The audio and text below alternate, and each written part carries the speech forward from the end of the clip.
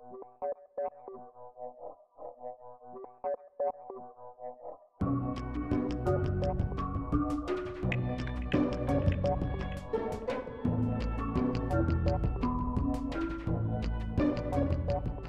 s'agit de 18 logements sociaux en ossature bois à Montreuil. C'est un projet qui répond à un besoin concret du territoire puisque en 2011, plusieurs familles se retrouvent à la rue ou en campement précaire et sont suivies par la ville. Du coup, la commande va être d'avoir des petits loyers et des faibles charges. Et les petits loyers, ça veut dire pour nous dans le logement social, des petites surfaces de logement. Et offre sur plusieurs domaines. On considère que le programme qu'ils ont lancé, il permet d'avoir une forme d'expérimentation pour nous et de faire des choses qu'on n'aurait pas fait sur du logement locatif social classique, à savoir ici donc de tout petits logements, des salons et des cuisines dans 20 mètres carrés, ce qu'on ne fait pas en locatif, des cuisines ouvertes sur le salon, ce que la plupart des bailleurs ne tolèrent pas. Et donc ça veut dire une très forte relation à l'espace extérieur et une générosité dans les espaces extérieurs. Mais comme on est sur des opérations à budget maîtrisé, on doit trouver des solutions pour que ces espaces extérieurs soient, s'ils ne sont pas gratuits, qu'ils soient en tout cas à moindre coût.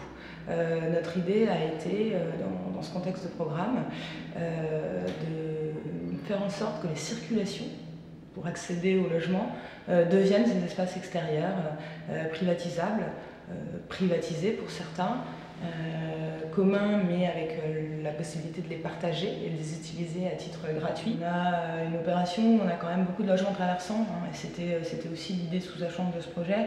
Il ne s'agissait pas que d'avoir une réponse fonctionnelle optimum, mais vraiment à l'intérieur des logements il devait y avoir le maximum d'aération naturelle possible. En tant que maître d'ouvrage, on y trouve plusieurs intérêts au bois. On y trouve notamment l'intérêt de gain de surface. La capacité thermique égale, le mur à ossature bois est moins épais. Ça représente environ 40 mètres carrés sur notre opération de gagner en surface habitable. Donc pour nous, c'est de l'économie de construction. À masse de construction égale sur cette opération, on a fait un bref calcul, on a un bilan carbone très intéressant par rapport à la construction traditionnelle.